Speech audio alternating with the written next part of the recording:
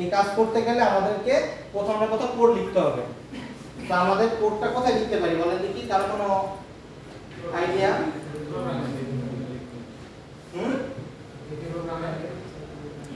কোন প্রোগ্রামে?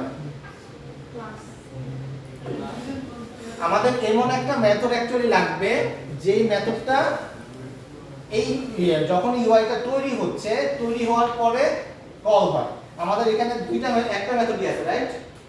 একটা মেথডই আছে সাবমিট ইভেন্ট, যেটা শুধুমাত্র কল হচ্ছে কখন?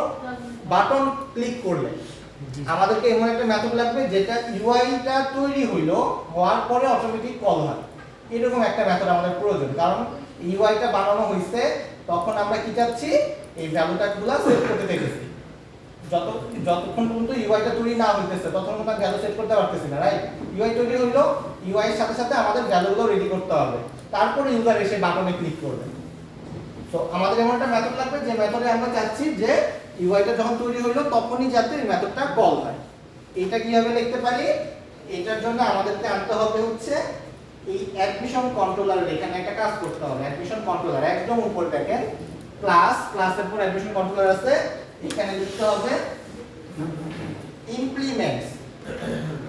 এখানে লিখতে হবে ইমপ্লিমেন্টস। এখানে দেখেন আমি যদি টাইপ করি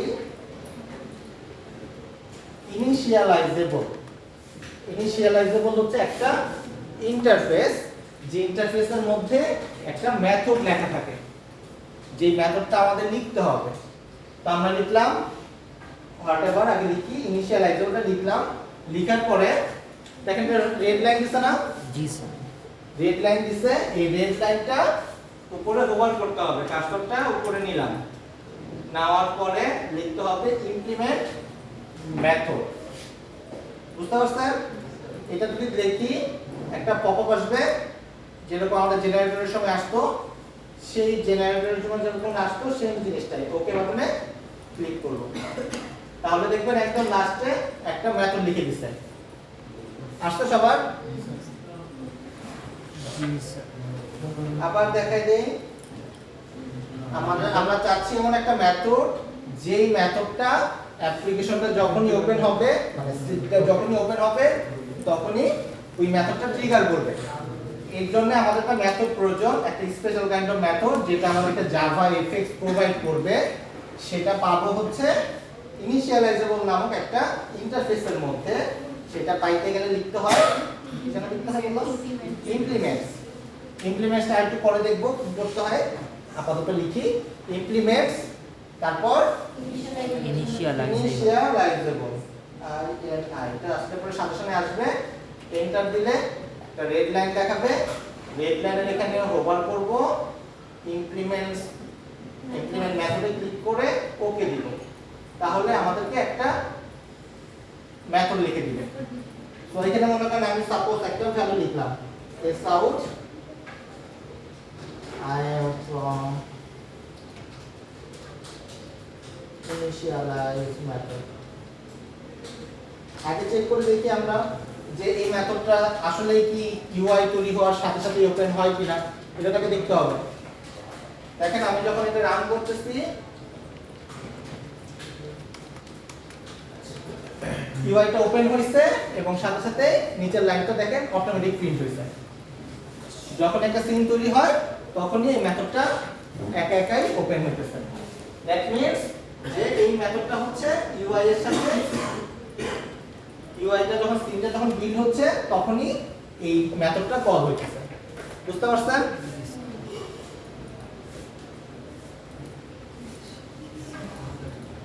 ওকে ওকে, এখন আমাদের ভ্যালু সেট করতে হবে প্রোগ্রাম চয়েস বক্সে। তো প্রোগ্রাম চয়েস বক্সে ভ্যালু সেট করতে গেলে কি করতে হবে? আমাদের প্রোগ্রাম চয়েস বক্সটাকে দরকার। প্রোগ্রাম চয়েস বক্সের নাম কি দিলাম? এটা প্রোগ্রাম চয়েস বক্স। তো প্রোগ্রাম চয়েস বক্সের মধ্যে আমরা সেট আইটেমস করব। এখানে একটা মেথড আছে সেট আইটেমস, দেখতে পাচ্ছেন? তো সেট আইটেমস এর মধ্যে আমরা দেখতেছি লেখা আছে কি অবজারভেবল লিস্ট। এর মধ্যে কি আছে? স্ট্রিং। স্ট্রিংটা কেন আসলো? আমরা যখন এটাকে ডিক্লেয়ার করলাম তখন আমরা একটা ডায়মন্ড শেপ বানাইছিলাম, দেখতে পাচ্ছেন? এই যে এখানে আমরা বুঝলাম স্ট্রিং, দ্যাটস ওয়াই আমাদের এখানে স্ট্রিংটা আসছে। অবজারভেবল লিস্ট দেখা যাচ্ছে না কোনো কিছু থেকে?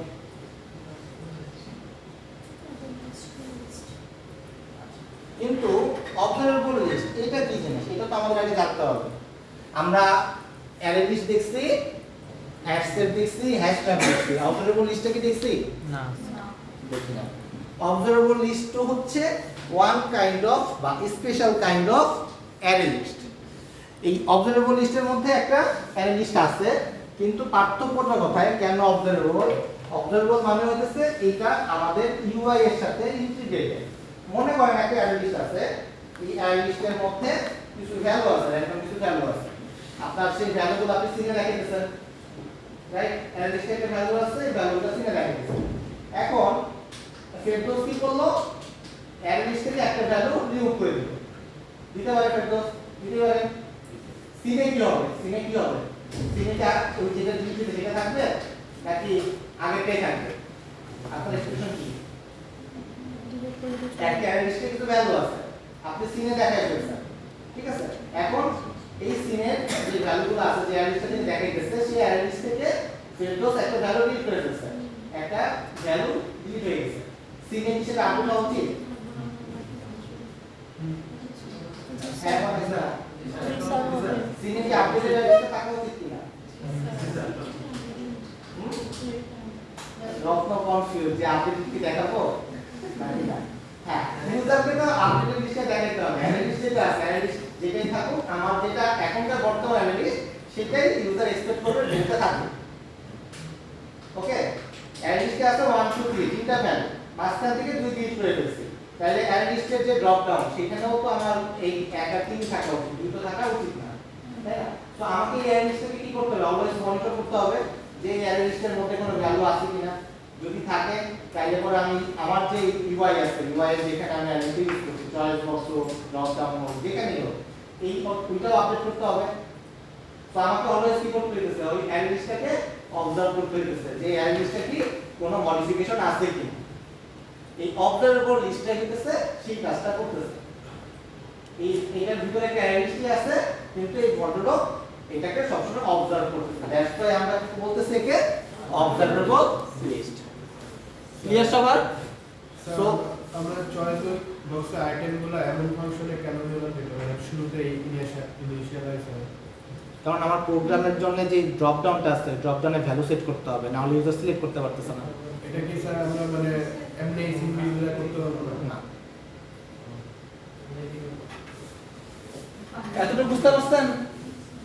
ওকে, তাহলে আমাকে যদি সেট আইটেমস করতে হয়, এই চয়েস বক্সের ভ্যালুগুলা, চয়েস বক্স আইটেমগুলোকে সেট করতে হলে আগে আমাকে একটা অবজারভেবল লিস্ট বানাইতে হবে। তো তাহলে আমরা একটা অবজারভেবল লিস্ট বানাই আগে। এই লাইনটা একটু পজ থাকুক, তার উপরের লাইনে আমরা আগে লিস্টটা তৈরি করি। লিস্টটা হচ্ছে অবজারভেবল লিস্ট, যেটা কি জাভা এফএক্স কালেকশন। এটা কিন্তু জাভা এফএক্স এর পার্ট। আমরা কিন্তু জাভাতে অবজারভেবল লিস্ট পাবো না। নরমাল বেসিক জাভা যদি সার্চ করেন, ওইখানে অবজারভেবল লিস্ট নাই। কেন নাই? কারণ বেসিক জাভাতে জাভা এফএক্স নাই, কোনো ইউআই নাই। দ্যাটস ওয়াই এখানে অবজারভেবল লিস্টের কোনো প্রয়োজন নাই। এটা ইউআই আছে, এখানে অবজার্ভ করার প্রয়োজন পড়তেছে, দ্যাটস ওয়াই হচ্ছে এটা জাভা এফএক্স এর পার্ট।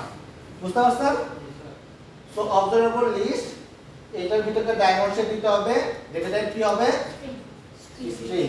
কারণ আমরা এখানে চাচ্ছি টু স্ট্রিং।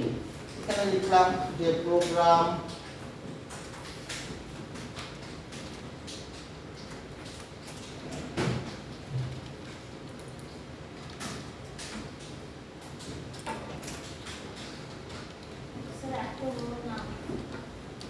আপনি ছবি দিতে পারেন টি লিস্ট অথবা অনলি টি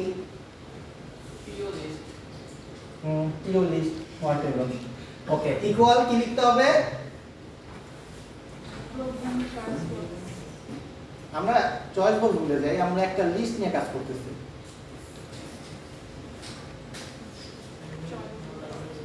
অ্যারে লিস্ট কিভাবে লিখতাম? নিউ লেকচার নিউ ডট মনে করেন লিস্ট, লিস্টটাকে ইনিশিয়ালাইজ করতাম কি হবে? নিউ তারপর হচ্ছে উইথ অবজারভেবল লিস্ট, তাই তো? জি স্যার। আচ্ছা, এইভাবে আমরা নরমালি ইনিশিয়ালাইজ করতাম, বাট অবজারভেবল লিস্ট বললাম হয়তো স্পেশাল পারসন, ওকে আমাদেরকে স্পেশালি ইনিশিয়ালাইজ করতে হবে। আমরা স্পেশাল ইনিশিয়ালাইজ কিভাবে করতে পারি? এফএক্স কালেকশনস, এফএক্স কালেকশনস, এই এফএক্স কালেকশনস এর মধ্যে একটা ইনিশিয়ালাইজ নামক একটা মেথড আছে। এফএক্স কালেকশনস ডট, এইখানে দেখেন একটা মেথড আছে অবজারভেবল অ্যারে লিস্ট। এখানে দুইটা মেথড আছে দেখেন, একটা হচ্ছে অবজারভেবল লিস্ট আর একটা হচ্ছে অবজারভেবল অ্যারে লিস্ট। আমরা অ্যারে লিস্টকে সিলেক্ট করব। এখানে আমার অনেকের ভুল হয়, আমরা লিস্ট নিয়ে কাজ করতে যাই, পরে কাজ হয় না। ওকে, তো খেয়াল রাখবো আমরা অবজারভেবল অ্যারে লিস্টকে সিলেক্ট করব। এটা করলে ও সেম কাজটাই করতেছে, নিউ অবজারভেবল লিস্ট যেটা সেটাই সে করতেছে। বুঝতে পারছেন? তো আমরা যদি এই যে অবজারভেবল অ্যারে লিস্ট এটার ভিতরে যাই, কন্ট্রোল দিয়ে যদি এটা ক্লিক করি, দেখেন এই যে এটার ভিতরে যে মেথডটা আছে সে কিন্তু নিউ অ্যারে লিস্ট, মানে সে একটা ব্ল্যাঙ্ক অ্যারে লিস্টকেই বানাচ্ছে, বাট সে কি করতেছে? এই নিউ অ্যারে লিস্টটাকে অবজারভেবল লিস্টে নামক একটা মেথডে কল করতেছে, কারণ সে চাচ্ছে অ্যারে লিস্টটাকে অবজার্ভ করতে। সো সে এই কাজটাই করতেছে, জাস্ট সে একটা আলাদা মেথড দিয়ে দিচ্ছে যাতে আমরা এই কাজটা করাই নিতে পারি আগে থেকে। শর্ট ফর্ম মানে হ্যাঁ, শর্ট ফর্ম মানে শর্ট ফর্ম কোডটা শর্ট হয়ে যায়। হ্যাঁ বলতে পারেন, মানে তারা একটা মেথড বানাই দিয়েছে, মানে এই কাজটাই হইছে, নিউ অ্যারে লিস্টটাই হইছে অ্যাকচুয়ালি, বাট তারা একটা মেথড দিয়ে দিয়েছে, এই মেথডের থ্রুতেই কাজটা হইতেছে। সো এটা এক লাইন গেল। সেকেন্ড লাইন কি? প্রোগ্রাম অবজারভেবল লিস্ট ডট কি দিতে হয়? কি ছিল? অ্যাড। সো প্রথমে দিলাম সিএসসি, তারপর দিলাম ডিবিএ, ওকে, আরেকটা দেই ট্রিপলি। সো এটা একটা অবজারভেবল লিস্ট আমরা বানাইলাম। এই লিস্টটাকে আমরা কাকে দিব? চয়েস বক্সের মধ্যে দিব। চয়েস বক্সের সেই মেথডের নাম কি ছিল? খেয়াল আছে? সেট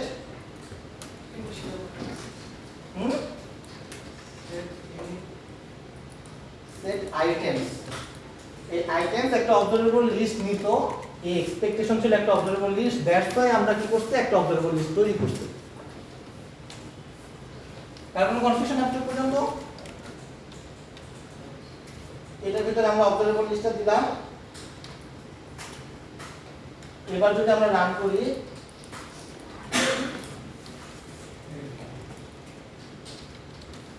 রান করলে দেখেন প্রোগ্রামের মধ্যে সিএসসি, ডিবিএ এবং ট্রিপলি আসার কথা।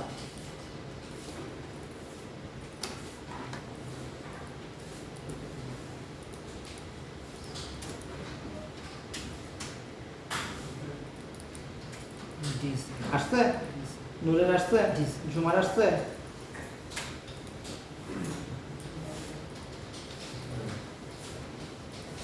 মহিনের আসছে? অন্তরার আসে নাই? মহিনের আসবে মনে হচ্ছে।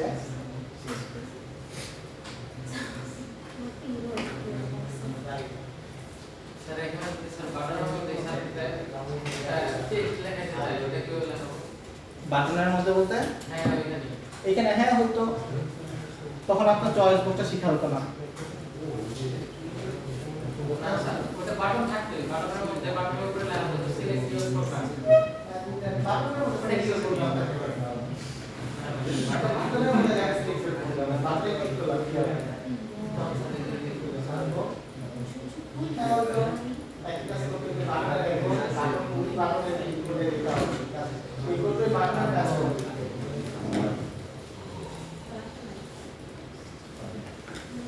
প্রোগ্রাম ভিতরে আসলে লেখেন না, এটা আমি একটা লাইন লিখছি, প্রোগ্রাম চয়েস বক্স। আপনার চয়েস বক্স লাইন হতো কি করতে দেখেন আর ভালো একটা আইডিয়াগুলো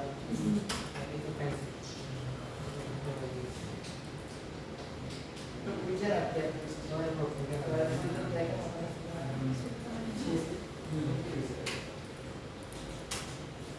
ট্যাব দেন না, ট্যাবের আগে বুঝলেন যে কেন ট্যাব দিলেন, এই লাইনের কাজ কি। ওকে, আমাদের কাজ শেষ। এখন ধরেন যে আমরা জাস্ট এটাকে, আমাদের বাকি ছিল কি, আমরা যখন সাবমিট বাটনে ক্লিক করতেছিলাম তখন আমরা এখানে জেন্ডার পর্যন্ত পাইছিলাম। আমাদের কাকে দরকার, চয়েস বক্সের ভ্যালু দরকার। তো লিখবো choice box dot gate value. এখানে দেখেন গেট টেক্সট বলতে কোনো কিছু নাই,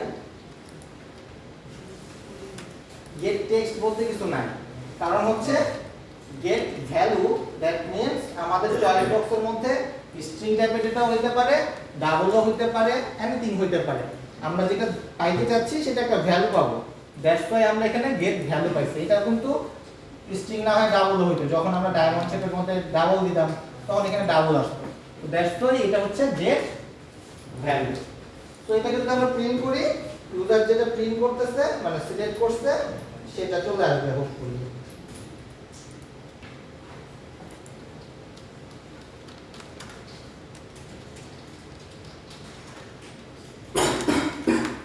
এবার যদি আমরা রান করি,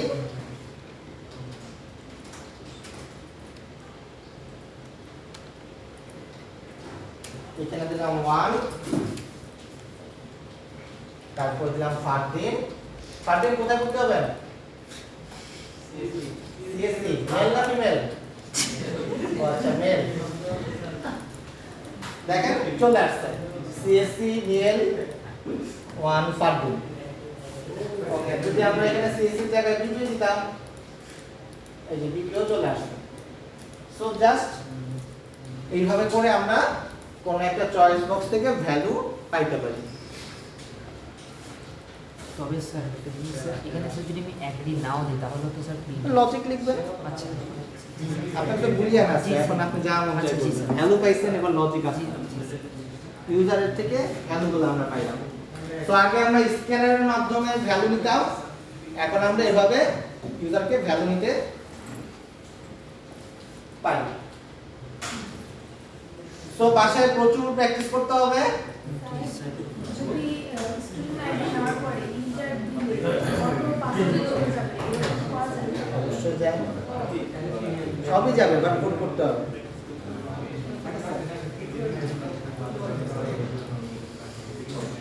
সো কার কোনো কনফিউশন আছে?